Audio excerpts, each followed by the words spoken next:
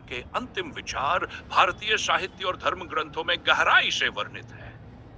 महाभारत के अश्वमेध पर्व और हरिवंश पुराण में श्री कृष्ण के जीवन के अंतिम क्षणों का वर्णन मिलता है।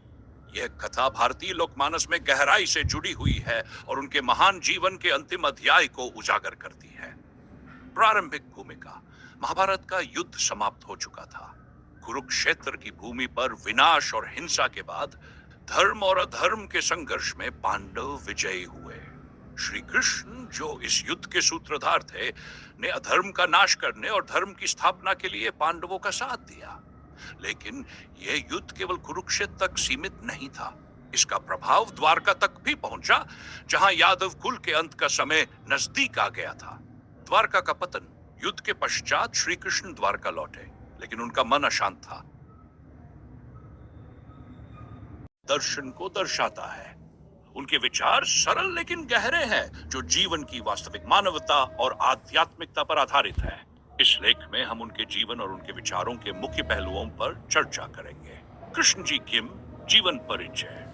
कृष्ण जी किम एक प्रख्यात विचारक, लेखक और समाज सुधारक थे। उनका जीवन सादगी और समर्पण का उदाहरण था।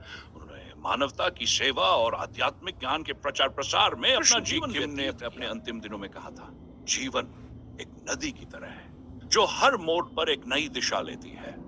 ये न तो स्थिर है और न ही समाप्त होने वाला। जीवन का सार इसे पूरी तरह से जीने और हर अनुभव से।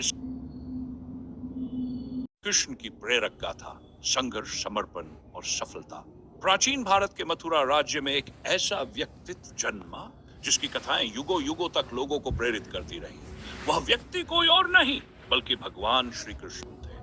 उनका जीवन न केवल धर्म, नीति और आध्यात्मिकता का प्रतीक है, बल्कि संघर्ष, धैर्य और सकारात्मकता का अद्वितीय उदाहरण भी है। जन्म से संघर्ष का आरंभ। कंस का अत्याचार मथुरा की भूमि पर अपनी चरम सीमा पर था। देवकी और वसुदेव के 8वें पुत्र का जन्म होने वाला था, जिसकी भविष्यवाणी ने कंस को भयभीत कर दिया। कृष्ण का जन्म